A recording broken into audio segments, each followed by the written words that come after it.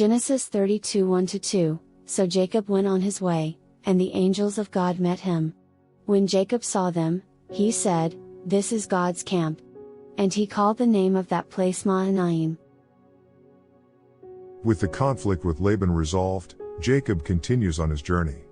In a profound encounter, he meets a host of angels, a divine affirmation of God's protection and guidance. Overwhelmed by the sight, Jacob declares that place is God's camp and names it Mahanaim, meaning two camps or two hosts in Hebrew. This encounter symbolizes divine reassurance and guidance to Jacob at a crucial juncture of his journey, reminding us that God's presence is with us even as we face uncertainties and challenges on our journey. Genesis 32 3-5. Then Jacob sent messengers before him to Esau his brother in the land of Seir, the country of Edom. And he commanded them, saying, "Speak thus to my lord Esau, thus your servant Jacob says, I have dwelt with Laban and stayed there until now. I have oxen, donkeys, flocks, and male and female servants, and I have sent to tell my lord, that I may find favor in your sight." Jacob, aware of his past conflict with his brother Esau, decides to send messengers ahead of him. He carefully crafts a message to Esau, stating his wealth accumulated during his stay with Laban and expressing his hope to find favor in Esau's sight. Jacob's actions demonstrate wisdom and humility as he prepares to face his estranged brother. It showcases his hope for reconciliation and the careful steps he's willing to take to make amends.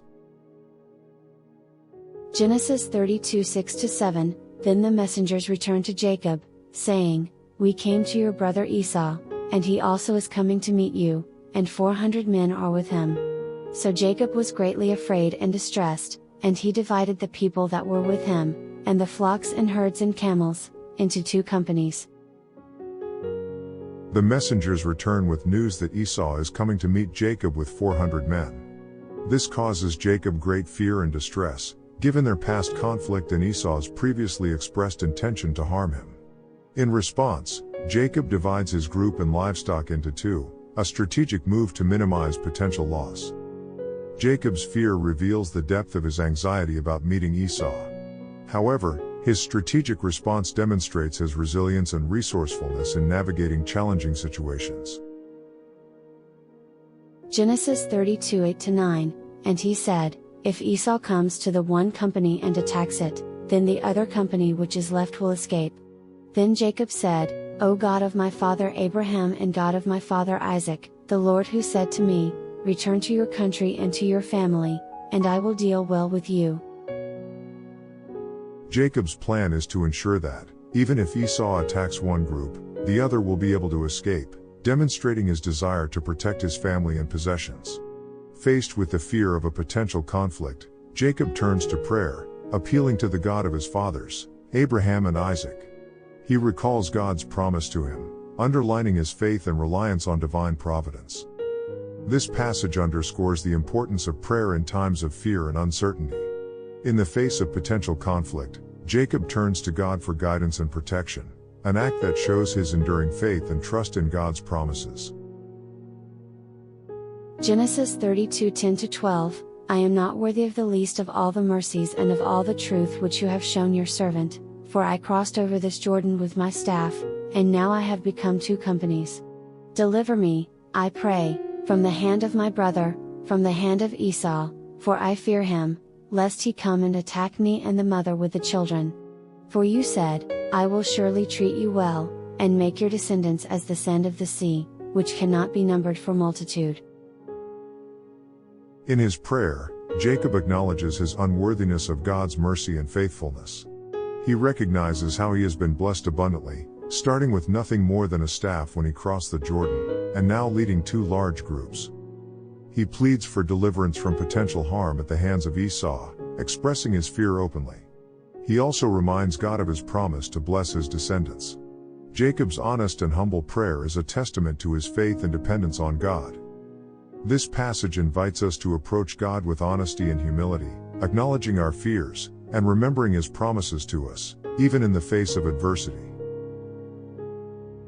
Genesis 32 13-15. So he lodged there that same night, and took what came to his hand as a present for Esau his brother, 200 female goats and 20 male goats, 200 ewes and 20 rams, 30 milk camels with their colts, 40 cows and 10 bulls, 20 female donkeys and 10 foals.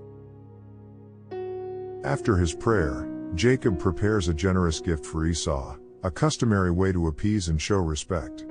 It includes a considerable number of livestock, symbolizing the wealth he has accumulated. This gift not only indicates Jacob's wealth but also his willingness to share it as a peace offering to his estranged brother. This act signifies Jacob's desire for reconciliation and his readiness to take tangible steps towards it. It reminds us that seeking peace often requires practical action, accompanied by a humble and forgiving spirit. Genesis 32:16-18, Then he delivered them to the hand of his servants, every drove by itself, and said to his servants, Pass over before me, and put some distance between successive droves. And he commanded the first one, saying, When Esau my brother meets you and asks you, saying, To whom do you belong, and where are you going? Whose are these in front of you? Then you shall say, They are your servant Jacob's. It is a present sent to my lord Esau, and behold, he also is behind us. Jacob divides the animals into separate groups, intending to send them to Esau in waves. This is a strategic move aimed at impressing Esau with the size of the gift. He instructs his servants on what to say when they meet Esau, highlighting that the gifts are from your servant Jacob, a title indicating humility and deference. Jacob's careful planning shows his intent to reconcile with Esau. It is a testament to his determination and wisdom in approaching a challenging situation. It also underscores the importance of strategic thinking and humility in resolving conflicts. Genesis 32:19-21, So he commanded the second, the third, and all who followed the droves, saying, In this manner you shall speak to Esau when you find him, and also say, Behold, your servant Jacob is behind us. For he said, I will appease him with the present that goes before me, and afterward I will see his face, perhaps he will accept me. So the present went on over before him, but he himself lodged that night in the camp. Jacob extends the same instructions to the rest of the servants, ensuring they all deliver the same message to Esau. He hopes that this substantial gift will appease his brother and pave the way for a peaceful reunion. The phrase "perhaps he will accept me" reveals Jacob's deep desire for reconciliation and acceptance by his brother. While the gifts make their way to Esau, Jacob spends the night in the camp. He demonstrates patience and wisdom, allowing time for his peace offering to reach Esau before he does. This portion of the narrative underscores the idea of taking tangible steps towards peace, showing humility, and hoping for acceptance and reconciliation.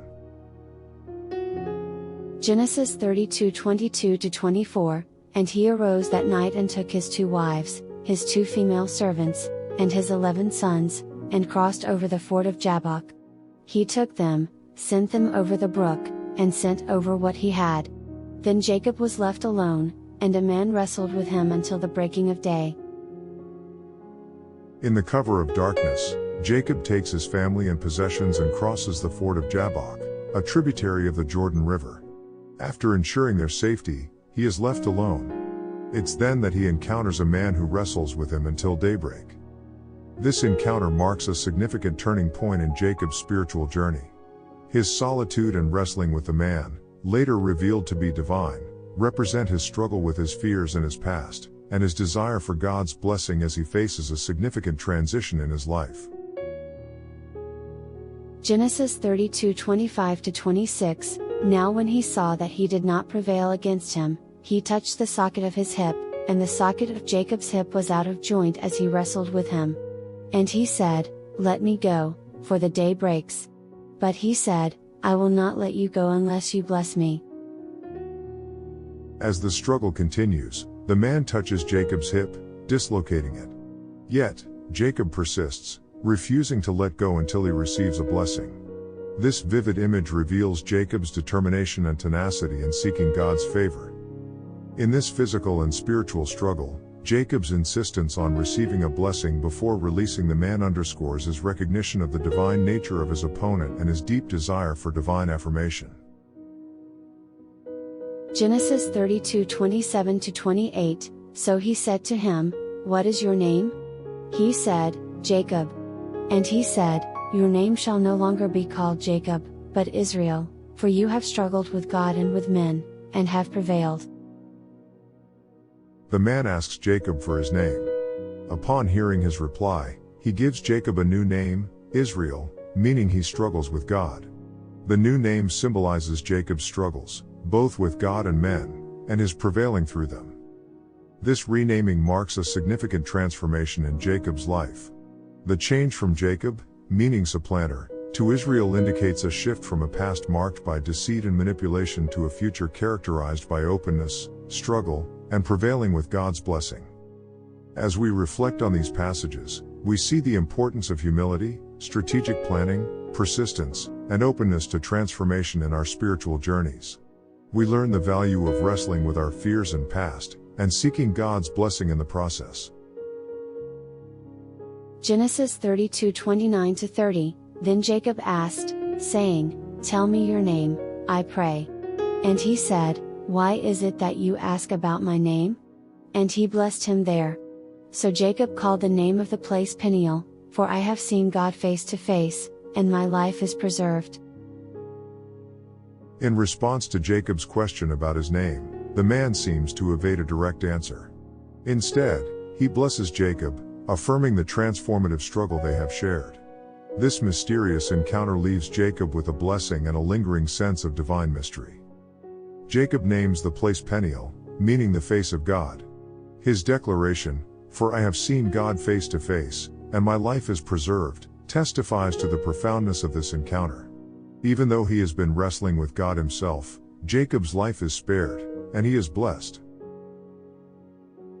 Genesis 32:31-32, Just as he crossed over Peniel the sun rose on him, and he limped on his hip. Therefore to this day the children of Israel do not eat the muscle that shrank, which is on the hip socket, because he touched the socket of Jacob's hip in the muscle that shrank. As Jacob crosses over Peniel and the sun rises, he limps because of his dislocated hip, a physical reminder of his divine encounter and struggle. This injury leads to a tradition among the Israelites, who avoid eating the muscle on the hip socket in remembrance of Jacob's encounter with God. These verses end the narrative with the dawn of a new day and a new identity for Jacob. His physical limp serves as a reminder of his struggle with God, his prevailing, and his blessing. It also establishes a tradition that keeps the memory of this encounter alive among his descendants. As we reflect on this passage, we see a powerful image of transformation and blessing, resulting from an honest struggle with God. It serves as a reminder that our spiritual journeys often involve wrestling with difficult questions and experiences, but God's blessing can emerge from these struggles.